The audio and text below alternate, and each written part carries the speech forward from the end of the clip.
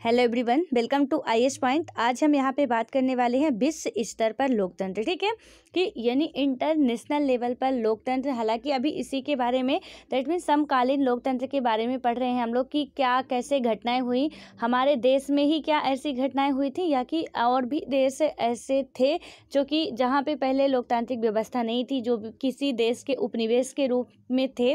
जैसे कि आपको पता है कि हमने पढ़ा था कि यूरोपीय कंट्रियाँ जो थी काफ़ी देशों में अपना उपनिवेश बना के रखी थी, जिसमें से एक हमारा भारत भी था। ठीक है, तो इसमें से हमने देखा कभी लोकतंत्र की व्यवस्था बनती है, कभी पलटती है, यानी तख्ता पलट होता है, कभी फिर स्थापित होती है।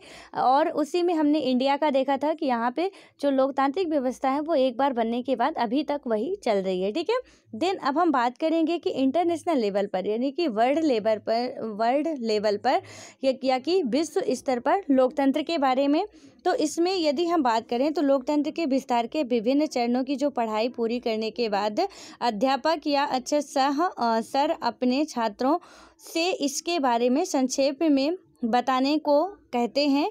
यह बातचीत कुछ इस प्रकार होती है। ठीक है, तो यहाँ पे जो टीचर्स होते हैं अपने छात्रों से कहते हैं कि कुछ ऐसे आप लोग इसमें से बातचीत करो। यहाँ पे बातचीत लिखी हुई है, तो इसको जब पढ़ेंगे तो समझेंगे क्या कैसे होता है। इसमें कुछ बच्चों के नाम लिए गए हैं। ठीक है, तो उनके द्वारा समझाया गया है। जैसे पहला है फरीदा।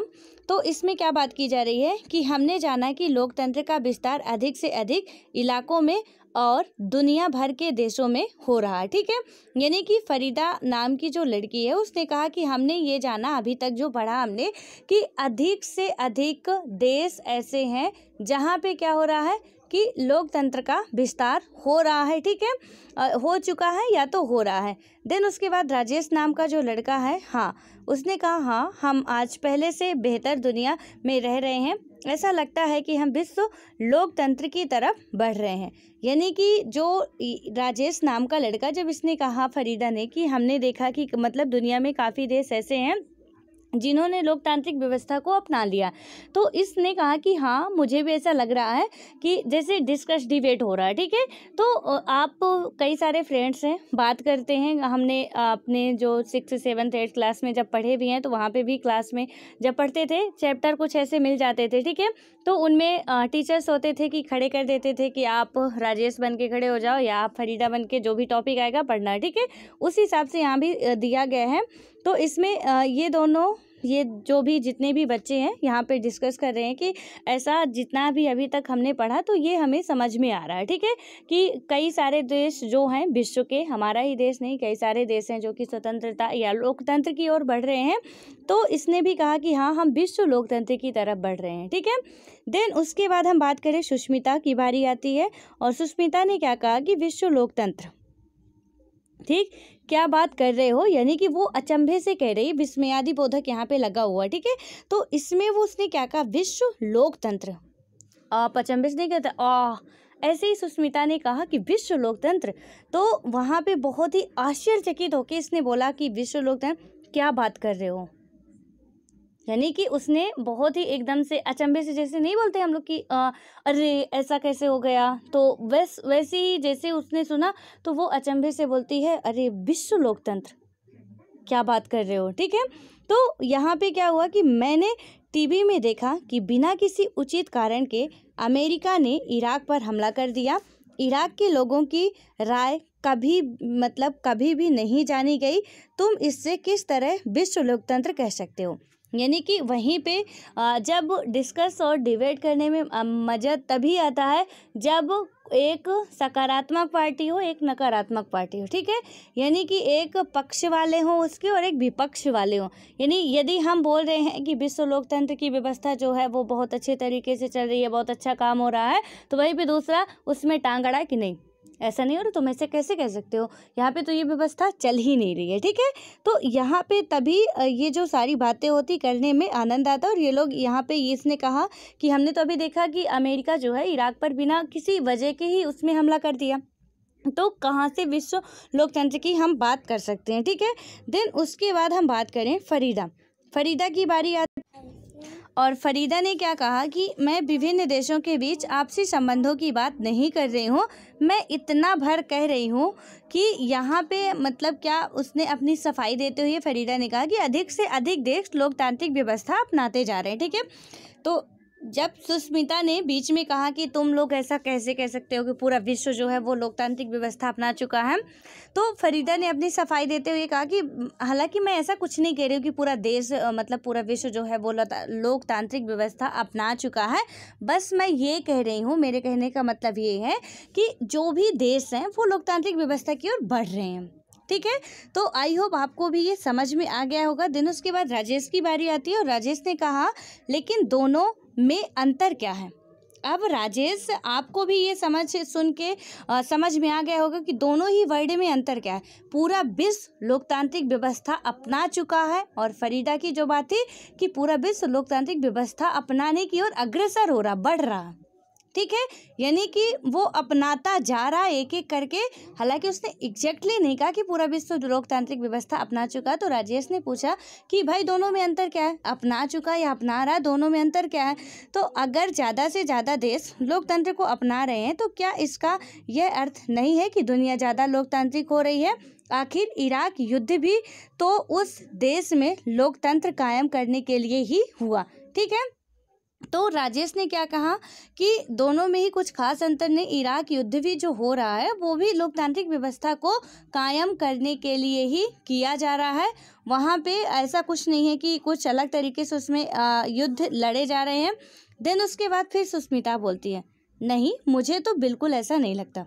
ठीक है, अब सुष्मिता ने क्या बोला कि मुझे तो बिल्कुल ऐसा नहीं लगता, तुमने ऐसा मतलब तुम लोग ऐसा कैसे कह सकते हो।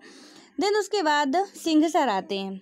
ठीक है, जो क्लास टीचर हैं वो आते हैं और बताते हैं मुझे लगता है कि यहाँ हम तो एक अलग अलग चीज़ों को मिलाकर चर्चा कर रहे हैं। यानी कि उन्होंने क्या कहा कि हम दो एकदम अलग अलग चीज़ों को मिलाकर चर्चा कर रहे हैं। फरीदा ने आज की दुनिया के विभिन्न देशों में लोकतांत्रिक शासन कायम होने की बात कही है। राजेश और सुष्मिता के बीच किसी अन्य मुद्दे पर मतभेद है। ठीक है, लेकिन फरीदा कुछ अलग ही कह रही थी, वर्तमान समय की स्थिति को लेके वो कह रही थी, लेकिन इन दोनों के बीच में क्या था कि कुछ अलग ही मतभेद चल रहा था।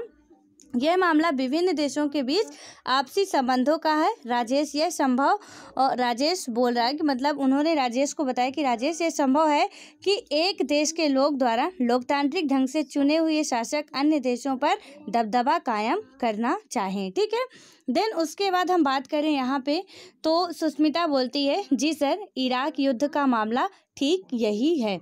यानी कि उसने क्या बोला, जब सर ने उनको समझाया तो उसने बोला कि जी सर, जो आप कह रहे हैं कहीं ना कहीं इराक का जो मामला है, इराक युद्ध का, वो यही है। ठीक है, उसके बाद है सुरिंदर आते हैं और सुरिंदर क्या बोलते हैं कि मुझे कुछ भी साफ समझ नहीं आता। अब तीसरे महाशय आ रहे हैं, चौथे जो भी हैं, और वो क्या बोल रहे हैं कि हमें तो कुछ समझ ही नहीं आ रहा है, तुम क्या बोल रहे हो। ठीक है, हम वैश्विक स्तर पर लोकतंत्र की बात कैसे कर सकते हैं। यानी कि हम विश्व स्तर पर एक बात करें तो ग्लोबल लेवल पर कैसे हम एक लोकतंत्र की बात कर सकते हैं। क्या कोई वैश्विक सरकार है, विश्व का राष्ट्रपति या प्रमुख कौन है। अगर कोई सरकार ही नहीं है तो वह लोकतांत्रिक या गैर लोकतांत्रिक कैसे हो सकती है। अब इन महाशय को तो और भी महान डाउट था। ठीक है, और इसमें क्या डाउट था इनको कि मतलब कोई वैश्विक सरकार, यहाँ पे जैसे एक देश में लोकतांत्रिक व्यवस्था है तो यहाँ का कोई क्या है, राष्ट्रपति है। ठीक है, या कि कोई प्रमुख है। तो किसी भी देश में लोकतांत्रिक व्यवस्था जहाँ भी होगी वहाँ का एक प्रमुख होगा, राष्ट्रपति होगा, लेकिन यहाँ पे ऐसा कुछ भी नहीं है। ठीक है, तो उसने ये बात कही कि अब उसने ये बात कह डाली कि यहाँ पे हमें तो कुछ समझ में ही नहीं आ रहा। जब लोकतांत्रिक व्यवस्था है तो पूरे विश्व में लोकतांत्रिक व्यवस्था है तो कोई एक उसका प्रमुख होगा, कोई एक राष्ट्रपति होगा। ठीक है, तो इनको तो अब यही नहीं समझ में आ रहा था। अब आगे समझते हैं इनके जो भी इनके डाउट्स हैं उनके बारे में। यहाँ पे है अंतर्राष्ट्रीय संगठन। ठीक है, इंटरनेशनल ऑर्गेनाइजेशन के बारे में यदि हम बात करें तो इस बातचीत में हम जिस सवाल पर आए हैं, आइए उस पर भी विचार करें। क्या पूरी दुनिया में लोकतांत्रिक देशों की संख्या बढ़ने से देशों के बीच आपसी संबंध भी स्वतः लोकतांत्रिक बन जाएंगे। यानी कि जो इन तीनों चारों के बीच में और सर के बीच में भी बातचीत होती है कि इनके कुछ के डाउट थे, कुछ अलग तरीके से बात कर रहे थे, कुछ अलग तरीके से, ठीक है। तो इनका जो भी सवाल जवाब था उनको पढ़ने के बाद जिस निष्कर्ष पर हम पहुंचते हैं उसके बारे में कि क्या सच में ऐसी घटनाएं बन चुकी हैं या बनती जा रही हैं, तो उसके बारे में समझेंगे। लेकिन क्या है कि इस सवाल पर विचार करने से पहले सुरिंदर द्वारा उठाए गए मुद्दे पर गौर करें। जो सुरिंदर महाशय जी का अभी क्वेश्चन था कि ऐसा मतलब कोई प्रमुख होगा, तो उस पर यदि हम गौर करें तो सुरिंदर का कहना है कि एक भारत की सरकार है, एक अमेरिका की सरकार है, फिर और भी देशों की सरकारें हैं, लेकिन दुनिया की कोई, यानी कि बात करें विश्व की कोई भी ऐसी सरकार नहीं है, कोई ऐसी सरकार नहीं है जिसके द्वारा बनाए गए कानून दुनिया भर के लोगों पर लागू होते हैं, ठीक है। अब सुरिंदर का जो क्वेश्चन था कि कोई एक प्रमुख होगा, बिल्कुल सही भी क्वेश्चन था कि जब हम एक लोकतंत्र की बात कर रहे हैं तो यानी कोई उसका एक हेड होना चाहिए, ठीक है। तो हो सकता है कि ये डाउट्स आ जाए और कुछ महान स्टूडेंट होते हैं जिनके मन में ऐसे डाउट आ जाते हैं जो कि भगवान नहीं क्लियर कर पाता, ठीक है। कुछ इनका भी यही हाल था, अब इनके मन में डाउट आता, बहुत अच्छा डाउट था इनका। तो इन्होंने ये बात जो उठाई, ये सवाल जो उठाया कि क्या ऐसा हो सकता है, अगर ऐसी कोई सरकार नहीं है, अगर कोई शासक नहीं है, कोई शासित नहीं है, तो हम लोकतंत्र की दो बुनियादी विशेषताओं को यहाँ कैसे लागू करेंगे। यदि ऐसी बात है तो राइट है जो आप बोल रहे हो, लेकिन यदि ऐसी बात नहीं है तो हम ये जो सारी बातें हैं उनको हम कैसे लागू कर सकते हैं, ठीक है। आपको याद होगा कि ये दो विशेषताएं हैं कि शासकों का चुनाव लोग करेंगे, यानी लोकतांत्रिक व्यवस्था की जो विशेषताएं हैं कि जो भी वहाँ के शासक होंगे उनका चुनाव जनता के द्वारा किया जाएगा और लोगों को बुनियादी राजनीतिक आज़ादी होगी, ठीक है। और सभी लोगों को जो भी वहाँ की बुनियादी राजनीतिक आज़ादी जो भी होगी प्राप्त होगी। सुरिंदर की शंका सामान्य ढंग से ठीक है, पर हम यह नहीं कह सकते हैं कि यहाँ लोकतंत्र का सवाल नहीं उठता, ठीक है। तो सुरिंदर जो बात कह रहे हैं वो एक हद तक मानी जा सकती है कि ठीक है, चलिए बच्चे के मन में डाउट आ सकता है, पर हम ये बात बिल्कुल भी नहीं कह सकते हैं कि यहाँ लोकतंत्र का सवाल नहीं उठता है, ठीक है। कोई एक विश्व सरकार नहीं है, पर दुनिया में ऐसी कई संस्थाएं हैं जो आंशिक रूप में ऐसी सरकार के कुछ काम करती हैं। ये संगठन विभिन्न देशों और लोगों पर इस तरह का नियंत्रण नहीं रख सकते जैसा कि कोई सरकार रख सकती है, ठीक है। हालांकि यहाँ पे कई सारे संगठन बनाए गए हैं, कई सारे ऑर्गेनाइजेशन हैं जो कि क्या करते, कई देशों का इकट्ठा, ठीक है। अब जब हम ऑर्गेनाइजेशन के बारे में पढ़ेंगे तो काफ़ी सारे ऑर्गेनाइजेशन हैं, रिपोर्ट में भी आते रहते हैं। यदि आप लोग करंट अफेयर से अपडेट रहते होंगे तो वहाँ भी आपको देखने को मिलता होगा कि किस ऑर्गेनाइजेशन के द्वारा क्या क्या काम किया जाता है। तो उसमें एक देश नहीं रहता, कई देश शामिल रहते हैं, ठीक है। तो इसमें रहते हैं, बट ऐसा नहीं कह सकते कि मतलब जो सरकार का रोल होता है वही वो लोग करते हैं, ठीक है।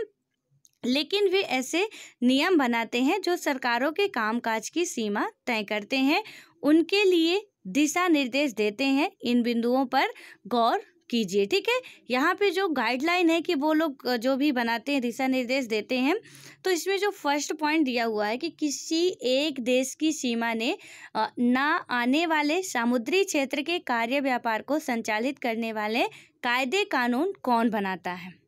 ये बात आप बहुत अच्छे तरीके से सुनिएगा और ये बहुत इम्पोर्टेंट जो हम अभी पढ़ने जा रहे हैं। तो यहाँ पे अभी आपका सिलेबस उठा के देखेंगे तो ऑर्गेनाइजेशन यानी कि विश्व स्तरीय जो भी संगठन है, अलग से ही आपका टॉपिक दिया हुआ है, तो इनको पढ़ना पड़ेगा। इसलिए आप अच्छे तरीके से इसको समझिएगा कि किसी एक देश की सीमा में ना आने वाले समुद्री क्षेत्र के कार्य व्यापार को संचालित करने वाले कायदे कानून कौन बनाता है। यह सभी देशों को प्रभावित करने वाले पर्यावरण के नुकसान रोकने संबंधी नियम कानून कौन बनाता है, ठीक है। यानी कि सभी देशों जो भी है कि सभी देशों को किसी एक की वजह से प्रभावित होना पड़ रहा है। जैसे एग्जाम्पल के लिए हम लें कि चीन के द्वारा या ऐसा आरोप लगाया जा रहा है कि कोविड-19 जो है चीन के द्वारा ये बनाया गया, ठीक है। तो यहाँ पे अब इसकी वजह से हम नहीं कह सकते कि सिर्फ हमारे इंडिया में ये कोविड-19 है, ये इंडिया में नहीं वैश्विक स्तर पर ये है, ठीक है, यानी किसी एक देश के कारण सारे देश प्रभावित हो रहे हैं, उसकी एक कारनामे के कारण कि उसने अपने लैब में इसका निर्माण किया और उसकी वजह से पूरा देश आज परेशान है, यानी पूरी दुनिया परेशान है। कोई एक देश नहीं है, ठीक है, कि हमारा इंडिया है, अमेरिका, यहाँ पे कोई एक देश नहीं, बहुत सी कंट्री ऐसी, यानी वैश्विक लेवल तक फैल चुका है पूरा। ठीक है, तो इसमें क्या बात की जा रही है कि यदि किसी देश के द्वारा नुकसान होता है, कोई आतंकवादी संगठन को मतलब शरण देता है, अपने यहाँ पे पालता पोसता है, तो उसको उसके लिए भी अलग अलग मतलब एक बनाया जाता है वैश्विक स्तर पर कि कई सारे देशों का संगठन होता है और वो लोग फिर निर्णय लेते हैं कि क्या करना है। जैसे आपको पता है कि यहाँ पे जो पाकिस्तान है उसको ग्रे लिस्ट में डाला गया। क्यों डाला गया? क्योंकि ऐसा आरोप लगाया जाता है कि वहाँ पे आतंकवादियों का ज़्यादातर वहाँ पे क्या होता है, पालन पोषण होता है। ठीक है, यानी उनको खुली छूट दी जाती है और इसी वजह से उसे ग्रे लिस्ट में डाला गया। हालांकि ये जो ग्रे लिस्ट, ब्लैक लिस्ट होती है, तो इन सारे के बारे में हम लोग पढ़ेंगे, बट अभी इतना समझिए आप यहाँ पे कि जो ये क्वेश्चन उठाया गया है कि किसी एक देश की सीमा में ना आने वाले समुद्री क्षेत्र के कार्य व्यापार को संचालित करने वाले कायदे कानून कौन बनाता है। क्योंकि आपको पता है कि हमारा जितना एरिया, ये सपोज इंडिया हो गया, ठीक है, यहाँ से जो इंडिया का एरिया है, तो अब ऐसा नहीं कि सिर्फ ये स्थलीय बस है, ठीक है, कुछ जलीय सीमा भी हमारे अधिकार के अंतर्गत आती है।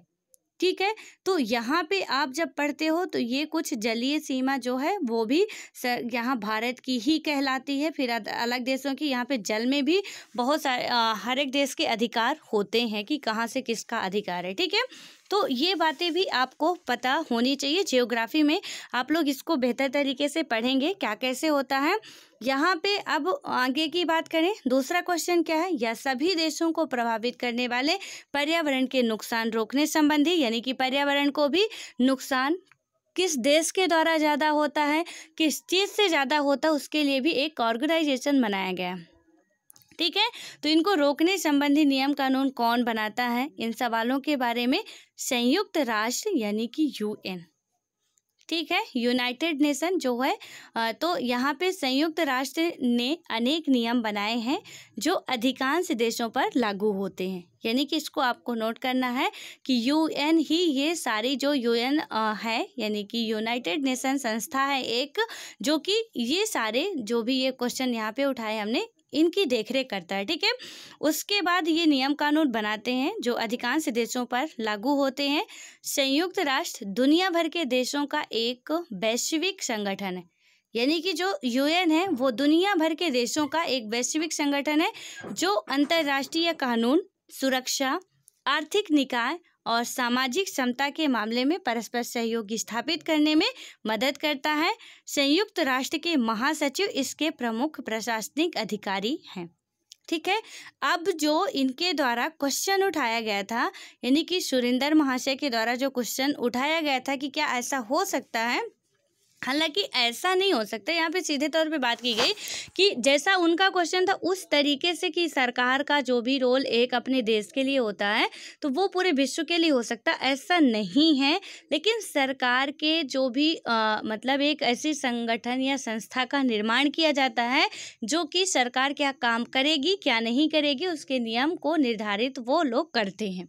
ठीक है, अब जो यूएन है यानी यूनाइटेड नेशन जो ये ऑर्गेनाइजेशन है या संगठन है, तो इसका क्या काम है आप यहाँ पे पूरा देख रहे हैं और इसको चाहे आप तो नोट भी कर सकते हैं। ठीक है, चाहे क्या आप लोग नोट ही कर लेंगे तो यहाँ पे बहुत बढ़िया होगा। यो संयुक्त राष्ट्र दुनिया भर के देशों का एक वैश्विक संगठन है। ठीक है, आपको यूएन लिखना है, यूएन के बाद आपको लिखना है कि यहाँ पे जो भी संयुक्त राष्ट्र है वो दुनिया भर के देशों का एक वैश्विक संगठन है जो अंतर्राष्ट्रीय कानून, ठीक है, यानी कि इंटरनेशनल लॉ जो होते हैं, अंतर्राष्ट्रीय कानून हो गए, उसके बाद सिक्योरिटी या कि सुरक्षा, देन उसके बाद आर्थिक निकाय और सामाजिक समता के मामले में परस्पर सहयोग स्थापित करने, ये सारे पॉइंट है। ठीक है, जिसपे वो काम करता है। कौन कौन से हैं एक बार मैं फिर बोल रही हूँ, अंतर्राष्ट्रीय कानून, सुरक्षा, आर्थिक निकाय और सामाजिक समता के मामले में परस्पर सहयोग स्थापित करने में मदद करता है। संयुक्त राष्ट्र के महासचिव इसके प्रमुख प्रशासनिक अधिकारी होते हैं। ठीक है, अब यहाँ से आप लोगों के लिए एक बढ़िया सा ताज़ा सा क्वेश्चन बनता है कि वर्तमान समय में, ठीक है, वर्तमान समय में संयुक्त राष्ट्र के जो यदि हम बात करें तो प्रशासनिक अधिकारी या महासचिव कौन हैं, तो आप लोगों को बताना है कि यूएन के महासचिव अभी वर्तमान समय में कौन है। और उसके बाद एक क्वेश्चन नहीं है आप लोगों के लिए, यूएन का मुख्यालय कहाँ पे है। और यानी कि आप लोग ये क्वेश्चन नोट कर लीजिए, आपको कमेंट बॉक्स में इसका आंसर जरूर देना है कि यूएन के महासचिव कौन है वर्तमान समय में, देन इसका मुख्यालय कहाँ है और इसकी स्थापना कब की गई थी और इसके कितने देश मेंबर हैं, यानी कि सदस्य देशों की संख्या कितनी है, इतनी चीज़ें आपको बतानी है। ठीक है, उसके बाद हम बात करते हैं तो दूसरा पॉइंट आता है।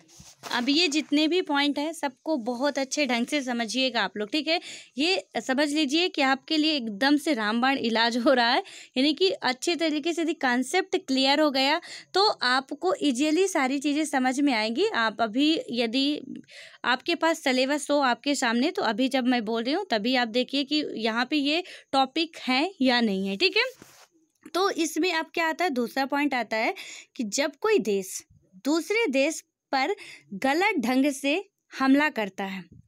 अब जब कोई कंट्री दूसरे देश पर, ठीक है, दूसरी घटना क्या बनती है कि जब कोई भी देश दूसरे देश पर गलत तरीके से हमला करता है तब क्या होता है, संयुक्त राष्ट्र का ही एक संस्था है, संयुक्त राष्ट्र सुरक्षा परिषद के जिम्मे विभिन्न देशों के बीच शांति और सुरक्षा बनाए रखने की जिम्मेवारी है। यह एक अंतर्राष्ट्रीय शांति दस्ता बनाकर गलती करने वाले के खिलाफ कार्यवाही कर सकती है। यानी कि संयुक्त राष्ट्र की जैसे छोटी छोटी शाखाएं होती हैं, ब्रांचेस होती हैं। ठीक है, तो यूएन की ही एक संस्था है, उसका नाम क्या है, संयुक्त राष्ट्र सुरक्षा परिषद। इसका काम क्या है कि जब कोई भी देश गलत तरीके से हमला करता है, ठीक है, यानी मतलब सामने वाले देश की कोई गलती नहीं होती है फिर भी वो उस पर हमला किए जा रहा, उस टाइम पे ये संयुक्त राष्ट्र सुरक्षा परिषद जो होती है वो क्या करती है कि इन देशों में जो भी शांति सुरक्षा बनाने की जिम्मेदारी लेती है और पूरी तरीके से वो निभाती भी है। ठीक है, यह एक क्या है कि अंतर्राष्ट्रीय शांति दस्ता बनाकर गलती करने वाले के खिलाफ कार्यवाही करती है। उसके बाद आता है हमारा कि तीसरा पॉइंट, जब सरकारों को पैसे की ज़रूरत होती है। ये तीनों ही पॉइंट बहुत इंपॉर्टेंट है और ये जो संस्थाएं हैं ये भी बहुत इंपॉर्टेंट हैं। ठीक है, तो जब सरकारों को पैसों की ज़रूरत होती है तो उन्हें उधार कौन देता है। अब ये क्वेश्चन प्री के लिए आप लोग समझ लीजिए, बिल्कुल सेलेक्टेड क्वेश्चन है, यहाँ पे से घुमा, क्योंकि प्री जो यूपीएससी का प्री होता है ना उसके क्वेश्चन कुछ ऐसे ही होते हैं। ठीक है, इतने उसको एंगल में वो तोड़ता मरोड़ता है कि क्वेश्चन एक बार पढ़ के तो समझ में आता ही नहीं कि क्वेश्चन पूछा क्या गया, जबकि क्वेश्चन में ही आंसर दिया रहता है, फिर भी हम नहीं समझ पाते हैं। ठीक है, तो इसमें क्या, जब ये सारे हमारे कंसेप्ट क्लियर रहेंगे, एक एक फैक्ट क्लियर रहेंगे, तभी हम सारी बातें समझ पाएंगे। ठीक है, अब तीसरा पॉइंट क्या आता है कि जब सरकारों को पैसे की ज़रूरत होती है तो उन्हें उधार कौन देता है। राइट, बिल्कुल सही है कि जब ऐसा तो नहीं है कि हम बिल्कुल बहुत अमीर है, कोई भी देश हो, एक समय ऐसा आता है जब लेना पड़ता है कर्जा। ठीक है, आप यदि न्यूज़पेपर रेगुलर फॉलो करते होंगे तो आप बखूबी परिचित भी होंगे कि हमारे देश को भी यूएन से कर्जा लेना पड़ता है, कहीं से भी, मतलब बहुत से ऐसे संगठन है, सिर्फ अभी यहाँ यूएन की बात की जा रही है बट और भी बहुत से ऐसी संस्थाएं हैं। ठीक है, तो जब सरकारों को पैसे की ज़रूरत पड़ती है तो उन्हें उधार में कौन देता है। यह काम अंतर्राष्ट्रीय मुद्रा कोष यानी विश्व अंतर्राष्ट्रीय मुद्रा कोष करता है। बैंक यानी कि अब हम बात करें तो विश्व बैंक भी सरकारों को ऋण देता है।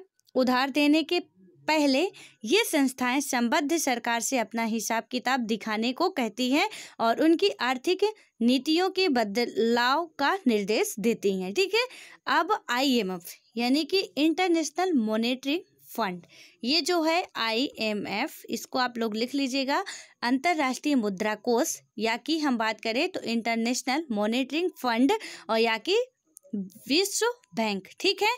तो जो वर्ल्ड बैंक होता है, ये दो संस्थाएं ऐसी हैं जो कि किसी भी देश को, अब यहाँ से एक क्वेश्चन और आपके लिए बनता है कि अंतर्राष्ट्रीय संस्था जो है ये कहाँ पे है, इसका मुख्यालय दैट मीन्स कहाँ पे है, और इसकी स्थापना कब हुई थी, इसके सदस्य देश कौन कौन से हैं, और विश्व बैंक यानी कि वर्ल्ड बैंक जो है तो ये कहाँ, इसका मुख्यालय कहाँ पे है, और इसके महासचिव जो भी हैं वो कौन है, और इसका जो भी है इसके सदस्य देश कौन कौन से हैं, ठीक है। वर्क तो आपको पता चल रहा है कि इन दोनों का काम क्या है, कर्जा वगैरह देना, जो भी पैसे हैं तो उनको ऐसा नहीं है कि वो क्या करता है, मतलब फ्री में दे दिया, भैया आप ले जाओ, हमारे पास बहुत पैसा है तो ले जाओ, ऐसा कुछ भी नहीं होता है। हालांकि जब हम इसको पढ़ेंगे और डिटेल से आगे पढ़ेंगे, वहाँ पे समझेंगे, ये भी जानेंगे कि इनके पास पैसा आता कहाँ से है, ये पैसा देते तो हैं बट आता कहाँ से है, ठीक है। क्योंकि जब हम पढ़ते हैं यहाँ, जितना भी हम टैक्स वगैरह देते हैं, जनता का पैसा ही जनता पे खर्च किया जाता है। तो ऐसा नहीं कि विश्व बैंक या IMF के पास पैसा कहीं अलग से आता है। तो वो सारी बातें हम लोग इसकी डिटेल में समझेंगे।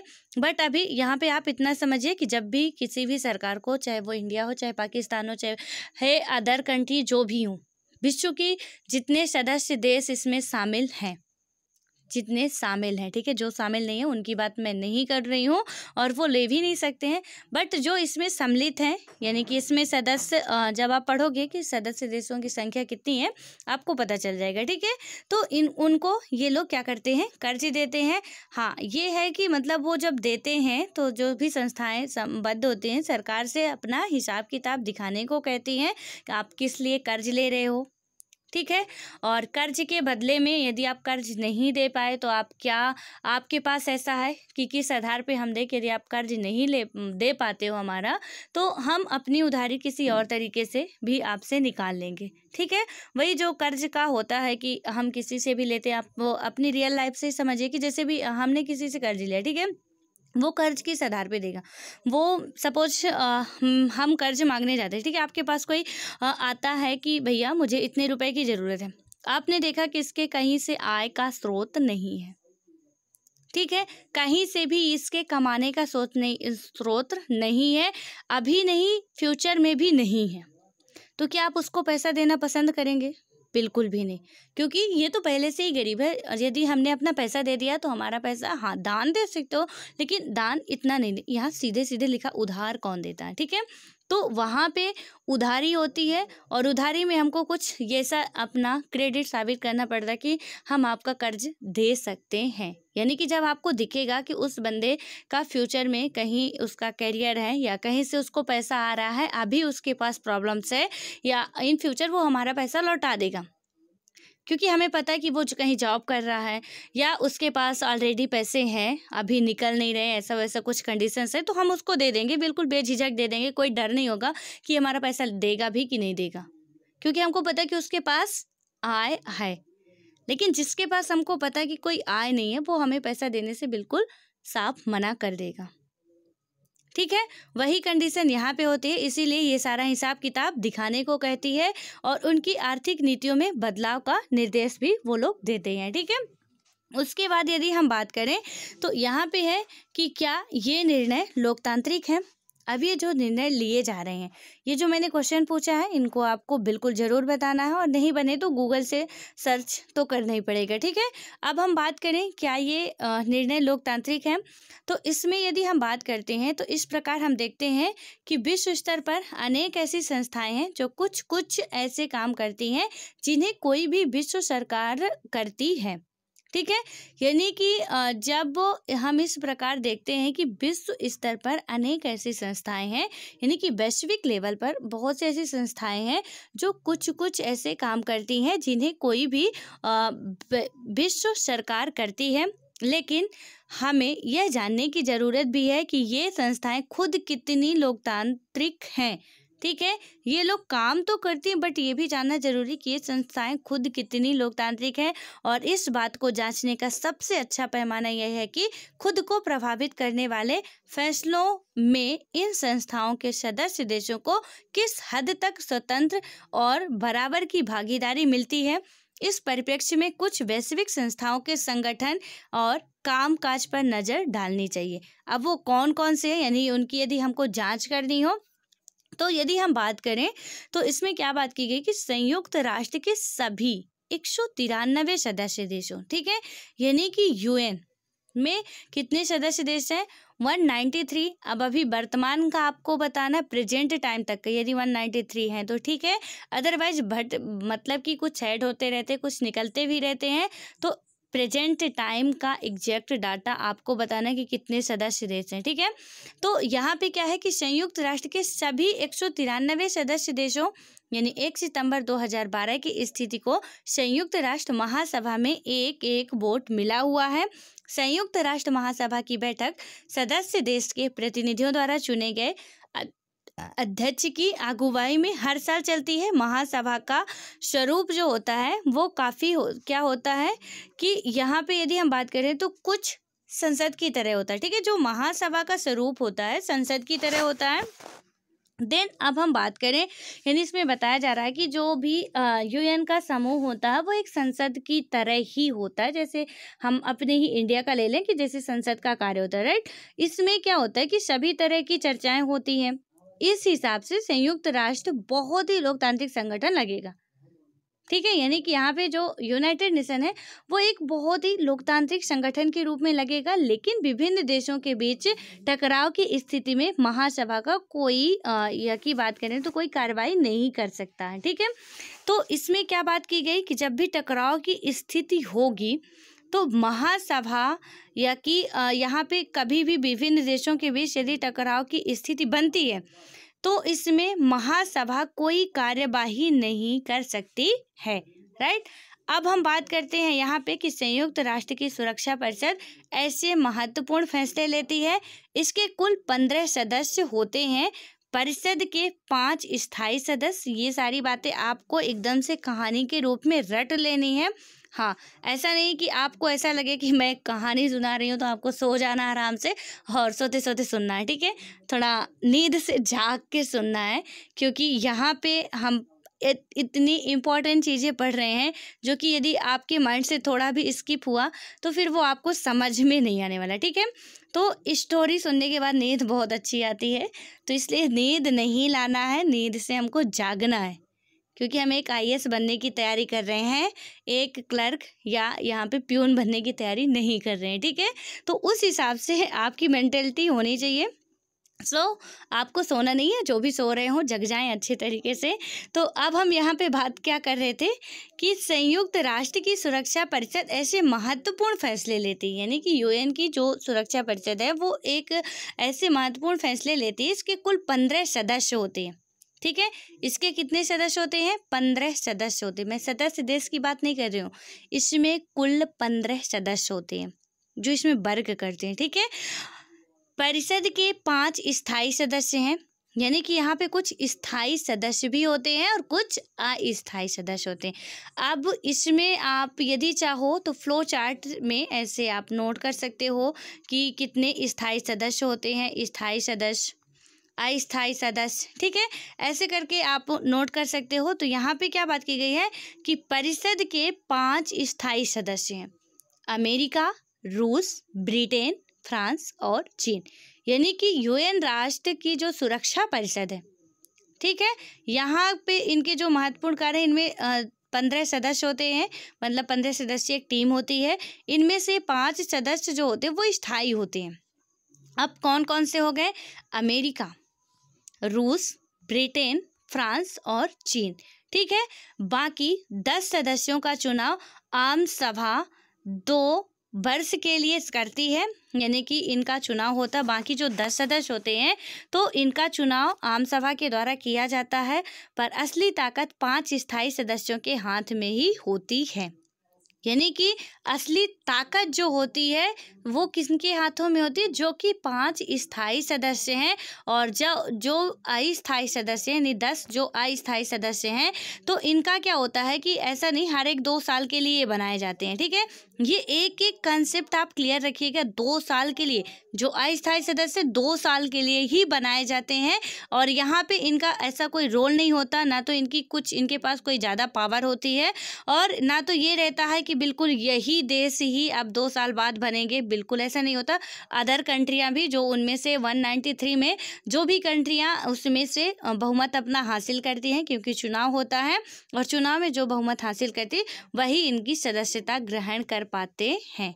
ठीक है, तो यहाँ पे सिर्फ और सिर्फ 2 साल के लिए। लेकिन ये जो 5 देश हैं, अमेरिका, इसको रट लीजिए आप, अमेरिका, रूस, ब्रिटेन, फ्रांस और चीन। ठीक है, मैप में देखिए ये 5 देश कहाँ कहाँ हैं, किस किस कॉन्टिनेंट से हैं, वो बेहतर तरीके से आपको याद हो जाएंगे और जल्दी भूलेंगे भी नहीं। उसके बाद क्या होता है कि असली ताकत जो होती है, यानी कि असली सत्ता तो इनके हाथ में ही होती है। ठीक है, और उसके बाद क्या है कि इन 5 सदस्यों के हाथ में ही होती है। स्थायी सदस्य ही खासकर अमेरिका संयुक्त राष्ट्र के कामकाज पर होने वाले खर्च का ज़्यादातर भाग वहन करते हैं। इन स्थायी सदस्यों को वीटो अधिकार मिला है। वीटो अधिकार का मतलब क्या होता है? ठीक है, मैंने आपको लिखवाया था कि वीटो अधिकार का मतलब क्या होता है, आप नोट्स में देखिए अभी। यानी कि वीटो का मतलब क्या हुआ, सीधे तौर पे मैं मना करता हूँ। ठीक है, मैंने ये वर्ड आपको लिखवाया था, वीटो पावर। आपने कई बार सुना होगा कि अमेरिका के पास वीटो पावर है, चीन के पास वीटो पावर है, वो उसका गलत तरीके से फ़ायदा उठा रहा है, ऐसा जो भी है। तो ये 5 कंट्रियां जो हैं, इनके पास क्या है, वीटो पावर है। वीटो पावर का मतलब है कि कोई भी नियम कानून बनाया जा रहा है, कोई एक देश भी यदि नियम बनाया जा रहा है यूएन के द्वारा, और कोई एक देश, चाहे जो स्थायी सदस्य हैं जिनको वीटो पावर है, 5 देश ही हैं जिनको वीटो पावर है। अभी तक इसमें कोई चेंजेस नहीं हुआ है। अभी भी वर्तमान समय में भी 5 कंट्रियां ही हैं जिनको कि अभी भी यूनाइटेड नेशन में वीटो पावर मिला हुआ है, और ये ताकतवर देश हैं। ठीक है, यानी कि इसने एक बार मना कर दिया कि ये नहीं है, फिर वो नहीं है। 5 में से कोई एक कंट्री भी ऐसा करती है तो फिर वो ना मतलब ना। ठीक है, वहाँ पे फिर हाँ नहीं हो सकता है, चाहे कि पूरे 193 देश ही क्यों ना पीछे पड़ जाएं, फिर वहाँ पे हाँ नहीं होगा। इतना होता है वीटो पावर में, क्या शक्ति होती है। ठीक है, पावर का मतलब आप समझ ही रहे हैं।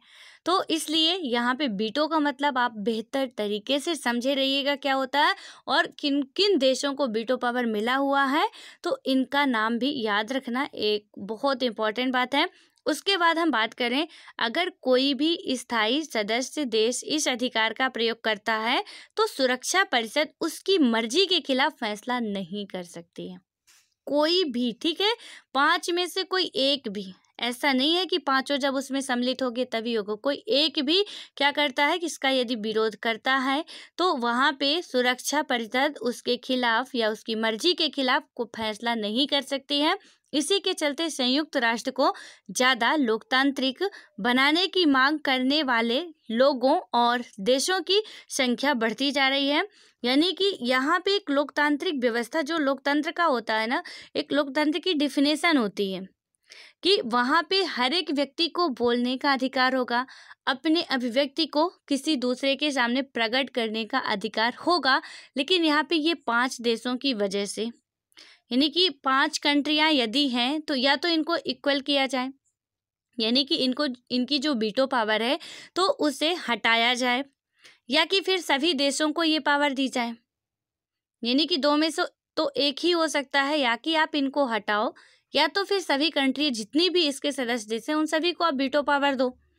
लेकिन यहाँ पे सिर्फ और सिर्फ किनको दिया जाता है, सिर्फ और सिर्फ 5 कंट्रियाँ ही है जो स्थायी रूप से रहे, मतलब इनका कोई चुनाव नहीं होता, बन गई तो बन गई।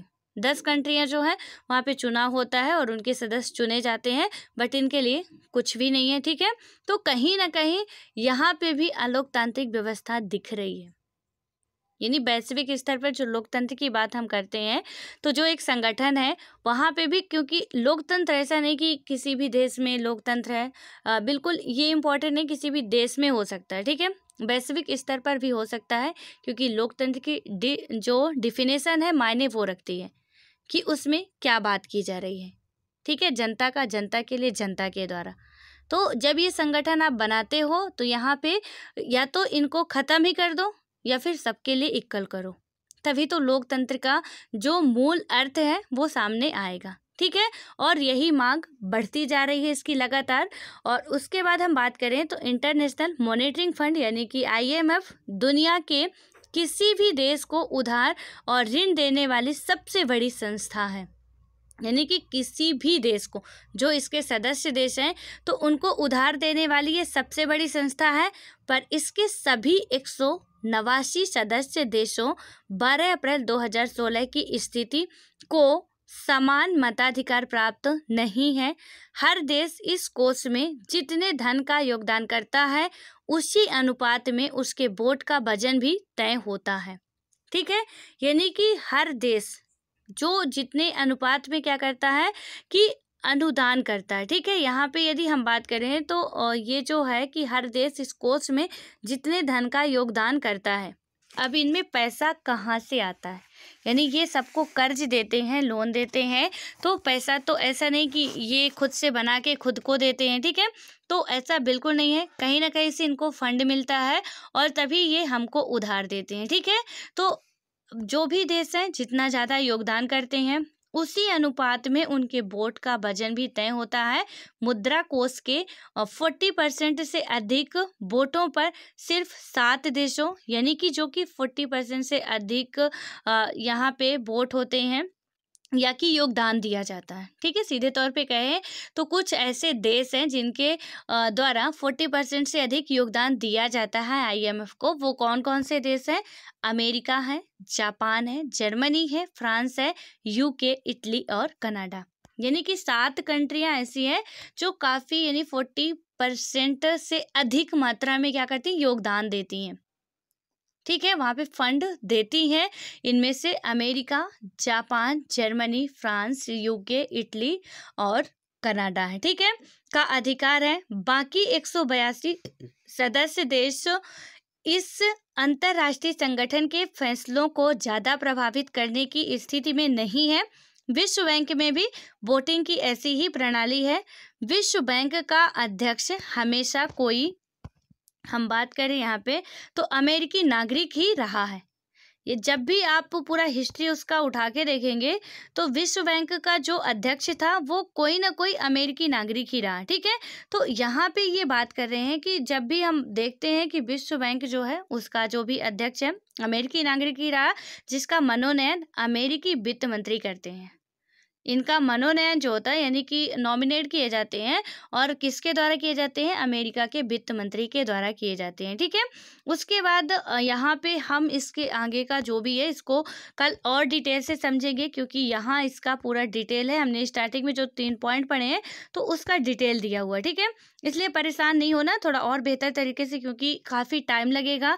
तो जो मैंने क्वेश्चन पूछा है यहाँ पे, हालांकि अब हम लास्ट में पढ़े हैं तो क्वेश्चन का आंसर आपको आई होप कि मिल चुके होंगे सारे क्वेश्चंस का, बट आप लोग फिर कोशिश करिएगा फिर भी खुद से कमेंट बॉक्स में सर्च करके इनके अध्यक्ष वगैरह जो भी हैं वर्तमान समय में, तो उनके बारे में सर्च करके बताने की। ठीक है, सो अब मिलते हैं नेक्स्ट वीडियो में। तब तक के लिए आप पढ़ते रहिए और सोना नहीं है बिल्कुल भी, क्योंकि ये थोड़ा चैप्टर जो है तो मतलब पूरा फैक्चुअल है, इसको समझाना पड़ेगा अच्छे तरीके से। तो यहाँ पे हम अब ऐसा नहीं है कि हर टाइम पे मनोरंजन कर सकते हैं। ठीक है, तो इसलिए पढ़ाई है, पढ़ाई को पढ़ाई की तरह लेंगे तो बेहतर होगा। सो मिलते हैं नेक्स्ट वीडियो में, तब तक के लिए bye bye, all the best.